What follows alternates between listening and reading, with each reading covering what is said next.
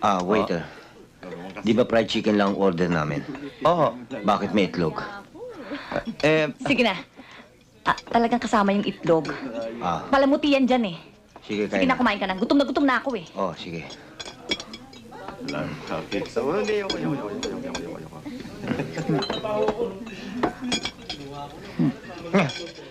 Eh, Alis, nakakahiya.